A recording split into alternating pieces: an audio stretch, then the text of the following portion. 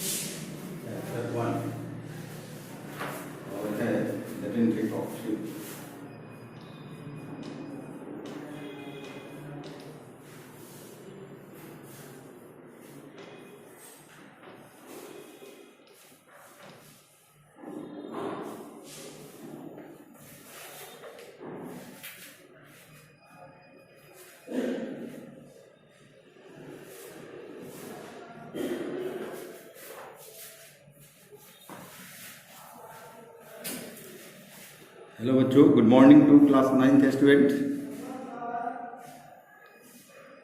Pay attention here. Today we have to discuss about latent heat of fusion. As we know that we had already discussed about latent heat and types of latent heat. There are two types of latent heat of fusion and latent heat of vaporization. Now we have to discuss about latent heat of fusion. This dated on 7/7/2020, class 9 chemistry chapter 1, topic latent heat of fusion. इसको हमको समझना है. आप इस figure को देखिए, ये figure है आपको फिगर 40 है. ये दिस इज फिगर 40 आपके बुक का है और आपके बुक के ये पेज नंबर 27 का फिगर है. पेज नंबर 27 का फिगर है. इस फिगर को देखिए आप, है ना, ये फिगर देखिए. तो इस फिगर में आप जो देख रहे हैं, आप बुक में देखिए इस फिगर को. तो इस फिगर में जो आप देख रहे हैं वो क्या है कि इस फिगर के माध्यम से लेटेंट हीट ऑफ फ्यूजन को समझना है. Melting of ice to form water means solid to liquid change, इसी का ये फिगर दिया है. फिगर 40 आप देखेंगे बुक में, पेज नंबर 27 का figure 40. The latent heat of fusion can be studied by performing an experiment. एक एक्सपेरिमेंट को परफॉर्म करके, एक सिंपल एक्सपेरिमेंट को करके हम समझ सकते हैं लेटेंट हीट ऑफ फ्यूजन को. एक्सपेरिमेंट में क्या करना है, we take some crushed ice in a beaker. किसी बीकर में चूड़ किया हुआ बर्फ को लेना है, थोड़ा चूड़ किया हुआ बर्फ लेना है. तो चूड़ किया हुआ थोड़ा बर्फ लेते हैं एक बीकर के अंदर, है ना, और उस बीकर में एक थर्मामीटर जो है वो हम सस्पेंड करते हैं, है ना, और थर्मामीटर को क्लैंप स्टैंड से कस देते हैं. थर्मामीटर का जो घुंडी जो होता है उसका नीचे का, है ना, वो ये बीकर में रखे हुए बर्फ के अंदर में डूबा हुआ रहना चाहिए. We note the temperature. अब क्या कहेंगे, we note the temperature of ice. अब आइस का टेम्परेचर को नोट करेंगे. And we found to be 0 degree Celsius. क्या है, आइस का टेम्परेचर 0 डिग्री सेल्सियस है. We now hit the ice gently by using a small flame of the burner. अब नीचे से, है ना, उस बीकर को ट्रिपॉड स्टैंड पर रखेंगे. ट्रिपॉड स्टैंड पर वायर नेट रख के, वायर गेज रखकर ट्रिपॉड स्टैंड पर, और बीकर उस पर रखेंगे और उसके नीचे से उसको गर्म करेंगे. एक स्टीरर रहेगा चलाने वाला. जैसे जैसे बर्फ मेल्ट करेगा और वाटर में चेंज होगा, आप उसको थोड़ा थोड़ा चलाते रहेंगे.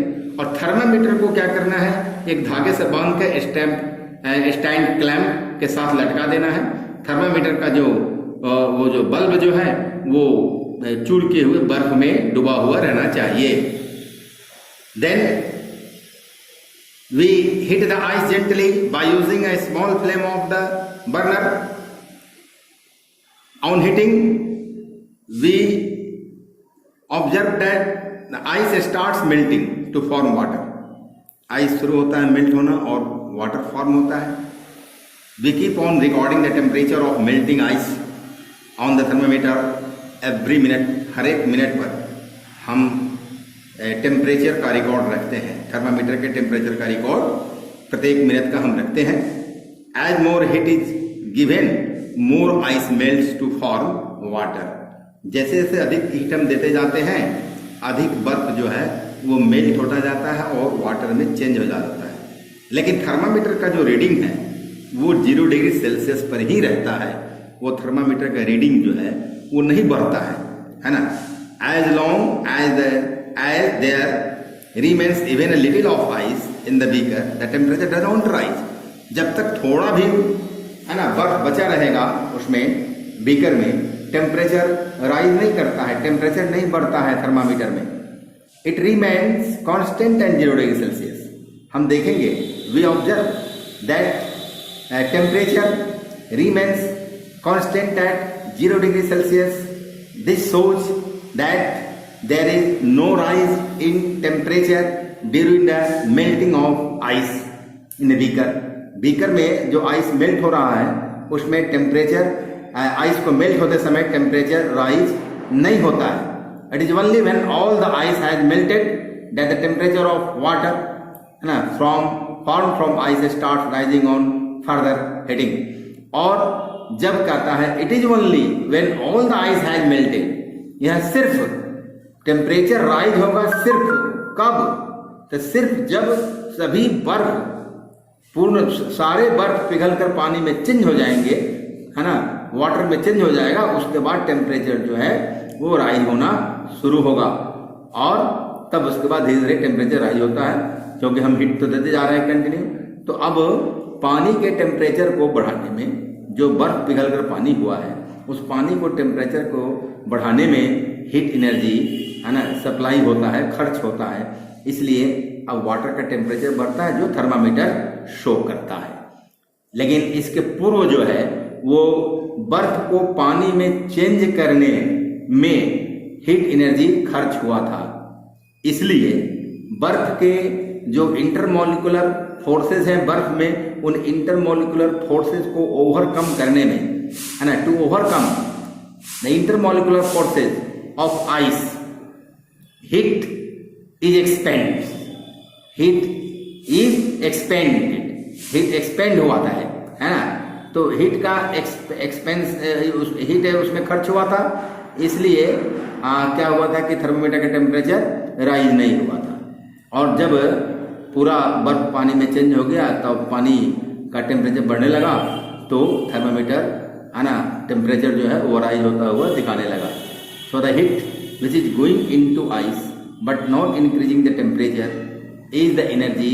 वह हीट एनर्जी उतना उष्मा ऊर्जा की मात्रा जो ये आइस के अंदर जा तो रहा है लेकिन इसके टेम्परेचर को इंक्रीज नहीं कर रहा है. वो क्या है? वह एनर्जी है, energy to required to change the state of ice from solid to liquid. तो उतना हीट एनर्जी की आवश्यकता है, उतना हीट एनर्जी आवश्यक है ना आइस के स्टेट को लिक्विड यानी वाटर के स्टेट में चेंज करने के लिए. Therefore, this is known as the latent heat of fusion.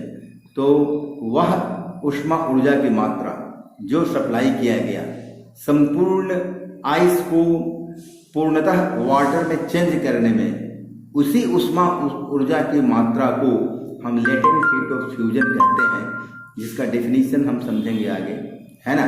Latent heat of fusion of ice कहेंगे है ना, और latent heat of melting of ice कह सकते हैं है ना. Now we have to know about a definition of the latent heat of fusion of a solid substance. इसको समझना है कि latent heat of fusion of a solid substance क्या होता है. देखिए, the latent heat of fusion और melting, fusion means melting, so we can say that latent heat of fusion of a solid is the quantity of heat in joules joule unit में, in joules, required to convert 1 kilogram of solid at its melting point to liquid without any change in temperature, बिना किसी temperature के change के 1 kilogram solid को, है ना, melt कराकर liquid में चेंज करने में जितना जूल्स ऑफ एनर्जी की आवश्यकता पड़ती है उसे ही latent heat of fusion of a solid कहा जाएगा। ठीक है, it has been found by experiment, प्रयोग करके यह पता किया गया है कि that 3.34 into 10 to the power 5 joules of heat has to be supplied to change 1 kilogram of ice at its melting point, which is 0 degree Celsius, to water at the same temperature of 0 degree Celsius. So the latent heat of fusion of ice is 3.34 into 10 to the power 5 joules per kilogram और 3.34 into 10 to the power 5 joule पर kg, यही latent heat of fusion of ice है। तो इस तरह से latent heat of fusion of solid का एक ये हमारा डेफिनेशन बना कि the latent heat of fusion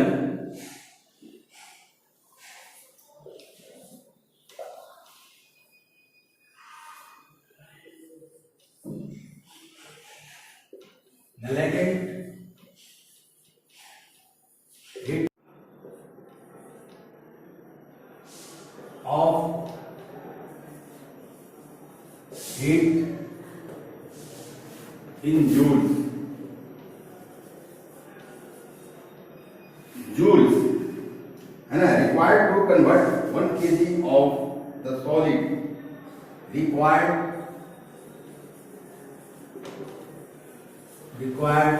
to convert 1 kg of, convert 1 kg of 1 kilogram, है ना, of the solid, of the solid to liquid,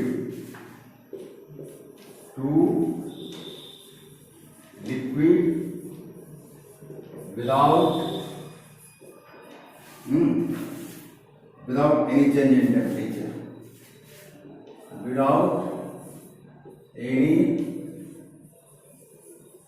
change in temperature, यह and latent heat of fusion of ice, the latent heat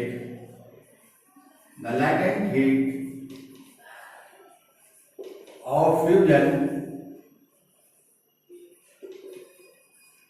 of ice is 3.34 into 10 to the power 5 joule पर kg, ये होता है latent heat of fusion of ice। तो इस तरह से latent heat of fusion of ice के बारे में हमने समझा।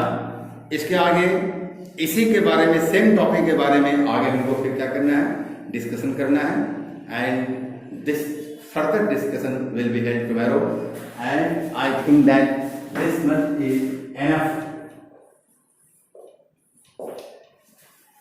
to all of you for today. Okay, thanks to all.